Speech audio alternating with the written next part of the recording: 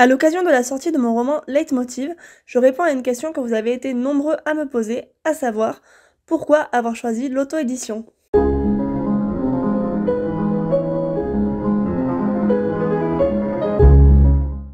Si vous ne me connaissez pas encore, je suis Laura, je suis autrice, rédactrice et formatrice et j'écris spécifiquement dans le contemporain. Je suis à la fois auteur édité et auto-édité et sur cette chaîne, je vous parle un petit peu d'écriture et d'édition.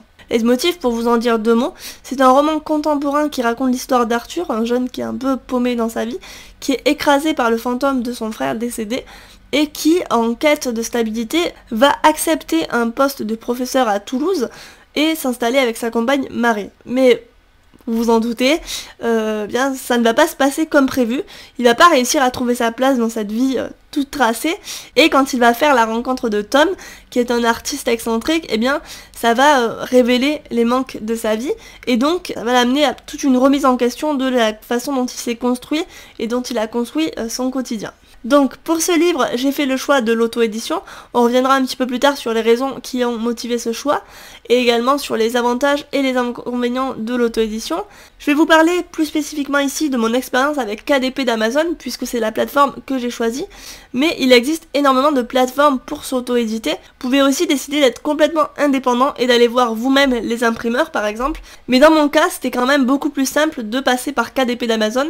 D'une part parce que, en raison de contraintes logistiques, je ne pouvais pas assurer le stockage et l'impression de mes ouvrages moi-même, donc ça m'allait très bien qu'ils en assurent la diffusion. Et je savais aussi qu'ils proposaient des droits d'auteur quand même assez confortables, donc l'un dans l'autre, je me suis dit que c'était la meilleure alternative pour moi au vu de mes contraintes actuelles. Un petit point de détail avant de commencer, il est important de faire le distinguo entre l'auto-édition, qui est le fait d'assurer soi-même l'édition et la promotion de son livre, donc d'être finalement l'éditeur de son livre, et l'édition à compte d'auteur, qui n'est pas du tout la même chose, puisque dans ce cas-là, c'est une maison d'édition qui vous demande de payer pour éditer votre livre. Or, on le rappelle, il ne faut jamais payer pour être édité. C'est l'éditeur qui est censé vous rémunérer en échange de vos droits d'auteur et non l'inverse. Entrons dans le vif du sujet. Pourquoi avoir fait le choix de l'auto-édition? Parce que oui, j'insiste, l'auto-édition était un choix, c'est d'ailleurs le choix qui est fait par de nombreuses personnes, et vous allez voir qu'il y a différentes raisons à cela. La première chose à savoir, c'est que je ne me suis pas orientée vers l'auto-édition simplement parce que j'avais eu un nom de tous les éditeurs ou parce que les éditeurs étaient les grands méchants loups de la chaîne éditoriale. Non, ce qui m'a motivée dans ce choix, c'est avant tout le fait que j'avais déjà eu une très bonne expérience d'auto-édition qui m'avait familiarisé avec les enjeux de cette pratique et qui m'avait montré un petit peu les avantages du choix de l'auto-édition. En effet, quand j'ai publié donc Des bâtons dans les roues, qui est la suite de mon roman Comme sur des roulettes, j'avais particulièrement apprécié le fait d'avoir un contact direct avec vous, de n'avoir pas d'intermédiaire en fait entre moi et le lecteur et de rester maître du début jusqu'à la fin de mon roman. Ça, c'est une première raison. C'est vraiment le fait de garder une pleine liberté de ce qu'on va publier, de ce qu'on va proposer au lecteur et de ne pas avoir à passer par des intermédiaires pour communiquer avec eux. La seconde chose, c'est que l'auto-édition permet quand même une visibilité plus importante et plus directe de ses ventes. J'entends par là le fait que lorsque vous publiez en édition classique, donc en maison d'édition à compte d'éditeur, vous n'avez pas de visibilité sur vos ventes, vous n'avez qu'une estimation globale de celle-ci, et donc de même vous n'avez qu'une estimation de ce que vous allez gagner. Or, dans l'auto-édition, vous savez déjà au jour J combien de livres vous avez vendus, à quelle personne, et qu'est-ce que vous allez en retirer. L'avantage à ça, évidemment, c'est que ça enlève une part de l'incertitude et de la pression financière qui pèse sur le métier d'auteur, puisqu'on sait, à la fin du mois ce qui va rentrer dans nos poches et on sait exactement ce qu'on touche et ce qu'on vend. Donc ça, c'est quand même un avantage qui est non négligeable. À cette question de rémunération s'ajoute également le fait que les droits d'auteur que vous touchez sont plus importants. Donc financièrement, c'était déjà plus rentable. On va voir que ce point-là est à nuancer, mais en tout cas, c'est quelque chose à prendre en considération.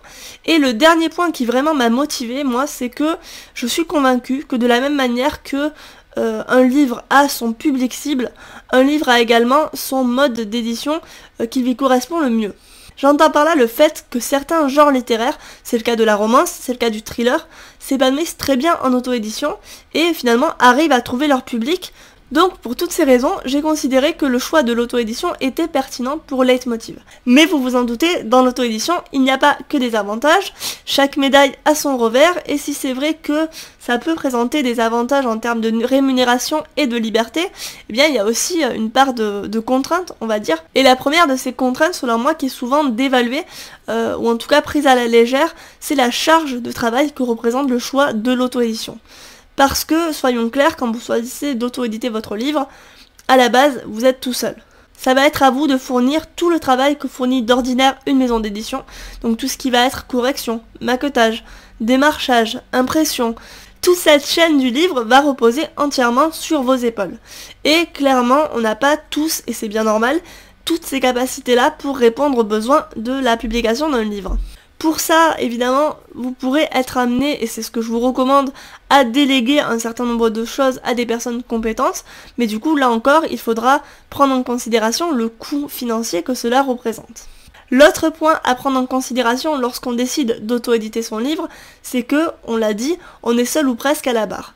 Ça veut dire que si vous réussissez, c'est très bien, vous pourrez être content, vous pourrez être fier de vous, mais si vous échouez, eh bien cet échec va reposer également sur vos épaules, et il faudra s'y préparer, il faudra tirer les conclusions qui s'imposent, mais cette responsabilité-là peut être parfois un petit peu compliquée à saisir. Enfin, le dernier point qui pour moi peut vous freiner dans le choix de l'auto-édition, c'est tous les préjugés auxquels vous risquez d'être confronté en faisant ce choix-là.